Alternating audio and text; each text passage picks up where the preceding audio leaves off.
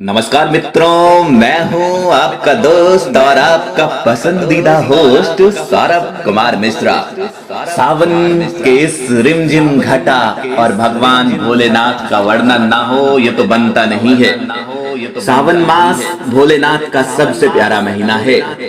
कहा जाता है कि इस मास भगवान शिवालय से उतरकर पृथ्वी पर भ्रमण करते हैं और सावन के किसी भी दिन अगर भगवान शिव की पूजा करते हैं तो उन पर उनका विशेष ध्यान होता है। लेकिन सोमवार का एक अलग महत्व होता है। माना जाता है कि भगवान शिव सोमवार की व्रत और पूजा करने से प्रसन्न हो जाते हैं और मन चाहा वरदान देते हैं। तो दोस्तों, आज हम आपके लिए लेकर आए हैं सावन शिव स्पेशल सोमवार व्रत कथा। सावन सोमवार की कथा के अनुसार अमरपुर नगर में एक धनी व्यापारी रहता था। दूर दूर तक उसका व्यापार फैला हुआ था। नगर में उस व्यापारी के सभी लोग मान सम्मान करते थे। इतना सब कुछ होने पर भी वह व्यापारी अंतर मन से बहुत दुखी रहता था, क्योंकि उस व्यापारी का कोई पुत्र नहीं था। दिन रात उसे एक ही चिंता सताती रहती थी कि उसकी मृत्यु के बाद उसके इतने बड़े व्यापार और धन संपत्ति को कौन संभालेगा। पाने की इच्छा से वह व्यापारी प्रति सोमवार भगवान शिव की व्रत पूजा किया करता था। सायंकाल को व्यापारी शिव मंदिर में जाकर भगवान शिव के सामने घी का दीपक जलाया करता था। उस व्यापारी की भक्ति देखकर एक दिन पार्वती माता ने भगवान शिव से कहा, हे प्राणनाथ, यह व्यापारी आपका सच्चा भक्त है। कितने दिनों से यह सोमवार का व्रत और पूजा नियमित करता आ रहा है। भगवान अब इस व्यापारी की मनोकामना क्यों नहीं पूर्ण कर देते।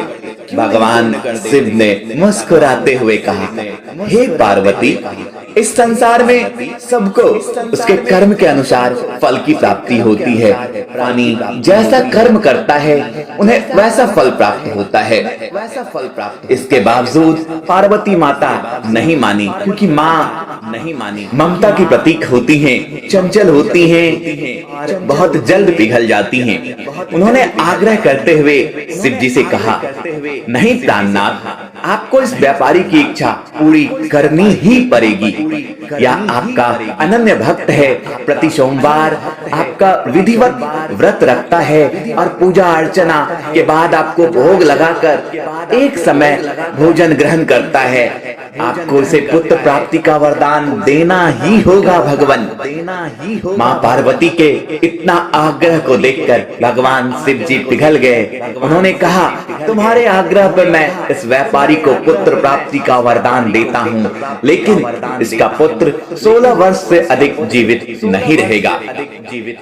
उसी रात भगवान शिव ने स्वप्न में उस व्यापारी को दर्शन देकर उसे पुत्र प्राप्ति का वरदान दिया और उसके पुत्र के 16 वर्ष तक जीवित रहने की बात भी बताई। भगवान के इस वरदान से व्यापारी को खुशी तो हुई, लेकिन पुत्र की अल्प आयु की चिंता ने उस खुशी को नष्ट कर दिया। व्यापारी पहले की तरह सोमवार का विधिवत व्रत करता रहा। कुछ महीने पश्चात उसके घर में अति सुंदर उत्कृष्ट सुदर्शन पुत्र की उत्पत्ति हुई। पुत्र जन्म से व्यापारी के घर में खुशियां मानो बरसी गई हो। बहुत धूमधाम से पुत्र जन्म का समारोह मनाया गया।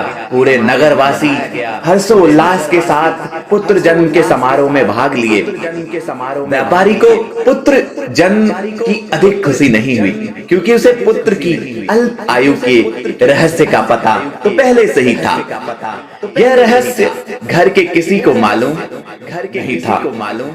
विद्वान ब्राह्मणों ने उस पुत्र का नाम अमर रखा। जब अमर 12 वर्ष का हुआ तो शिक्षा के लिए उसे वाराणसी भेजने का निश्चय किया गया। व्यापारी ने अमर के मामा दीपचंद्र को बुलाया और कहा कि अमर को शिक्षा प्राप्त करने के लिए वाराणसी छोड़ाओ। अमर अपने मामा के साथ शिक्षा प्राप्त करने के लिए चल दिए। रास्ते में जहाँ भी अमर और दीपचंद्र रात्रि विश्राम के लिए ठहरते, वहीं यज्ञ करते और ब्राह्मणों को भोजन कराते थे। लंबी यात्रा के बाद अमर और दीपचंद्र एक नगर पहुँचे। उस नगर के राजा की कन्या के विवाह की खुशी में पूरे नगर को सजाया गया था। निश्चित समय पर बारात आ गई, लेकिन वर का पिता अपने बेटे के एक आंख से काने होने के कारण बहुत चिंतित था। उसे इस बात का भय सता रहा था कि राजा को इस बात का पता चलने पर कहीं वह विवाह से इनकार ना कर दे, इससे उसकी बदनामी होगी। वर के पिता ने अमर को देखा तो उसके मस्तिष्क में एक विचार आया। उसने सोचा क्यों ना इस लड़के को दूल्हा बनाकर राजकुमारी से विवाह करा दूं। विवाह के बाद इसको धन देकर विदा कर दूंगा और राजकुमारी को अपने नगर ले आऊंगा। वर के पिता ने इसी संबंध में अमर दीपचंद से बात की। दीपचंद्र ने धन मिलने के लालच में वर के पिता की बात स्वीकार कर ली। वर को दूल्हे के वस्त्र पहनाकर राजकुमारी चंद्रिका से विवाह कर दिया गया। राजा ने बहुत सा धन देकर राजकुमारी को विदा कर दिया। जब लौट रहा था सच नहीं छिपा सका और उसने राजकुमारी की ओढ़नी पर लिख दिया कि राजकुमारी चंद्रिका, मैं तुम्हारे पति नहीं हूँ। तुम्हारा विवाह तो सिर्फ मेरे साथ हुआ था। मैं तो वाराणसी में शिक्षा प्राप्त करने जा रहा हूँ। अब तुम्हें जिस नवयुवक का पत्नी बनना पड़ेगा वह कान्हा है। जब राजकुमारी ने अपनी ओढ़नी पर लिखा हुआ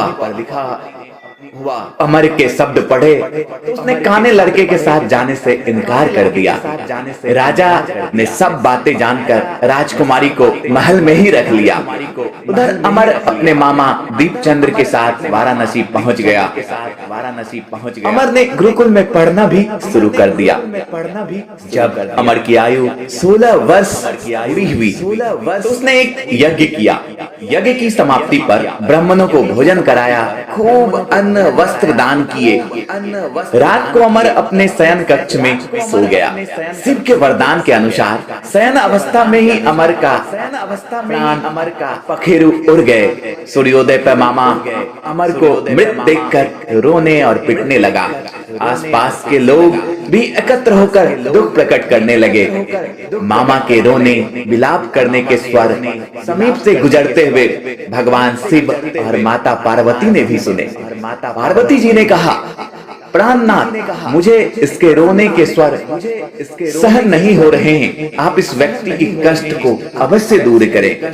भगवान शिव तो सर्वव्यापी थे। शिव ने पार्वती जी के साथ अदृश्य रूप में समीप जाकर अमर को देखा तो पार्वती जी बोली, पार्वती, यह तो उस व्यापारी का पुत्र है। मैंने इसे 16 वर्ष की आयु का ही वरदान दिया था। इसकी आयु तो पूरी हो गई है। पार्वती जी ने फिर भगवान शिव से निवेदन किया, हे प्राणनाथ, आप इस लड़की को जीवित करें, नहीं तो इसके माता पिता पुत्र की मृत्यु के कारण रो रो कर अपने प्राण को त्याग देंगे। इस लड़के का पिता तो आपका परम भक्त है। वर्षों से सोमवार का व्रत करते हुए आपको भोग लगा रहा है। पार्वती जी के अनंत आग्रह पर भगवान शिव ने उस लड़के को जीवित होने का वरदान दिया और कुछ ही पल में वो लड़का जीवित होकर उठ बैठा। शिक्षा समाप्त करके अमर मामा के साथ अपने नगर की ओर चल दिया। दोनों चलते हुए उसी नगर में पहुंचे जहां अमर का विवाह हुआ था। नगर में भी अमर ने यज्ञ का आयोजन किया। समीप से गुजरते हुए नगर के राजा ने यज्ञ का आयोजन देखा। राजा ने अमर को तुरंत पहचान लिया। यज्ञ समाप्त होने पर राजा अमर और उसके मामा को महल ले गया और कुछ दिन उन्हें महल में रखकर बहुत सारा धन वस्त्र देकर राजकुमारी के साथ विदा कर दिया। रास्ते में सुरक्षा के लिए राजा ने बहुत सारे सैनिकों को उसके साथ भेज दिया। दीपचंद्र ने नगर में पहुंचते ही एक दूत को घर भेजकर अपने आगमन की सूचना भेजी। अपने बेटे अमर के जीवित वापस लौटने की सूचना से व्यापारी बहुत प्रसन्न हुआ। व्यापारी ने अपनी पत्नी के साथ स्वयं को एक कमरे में बंद कर रखा था। भूखे प्यासे रहकर व्यापारी और उसकी पत्नी बेटे की प्रतीक्षा कर रहे थे। उन्होंने प्रतीक्षा कर रखी थी कि यदि उन्हें अपने बेटे की मृत्यु का समाचार मिला तो दोनों अपने प्राण त्याग देंगे। व्यापारी अपनी पत्नी और मित्रों के साथ नगर के द्वार पर पहुंच गया।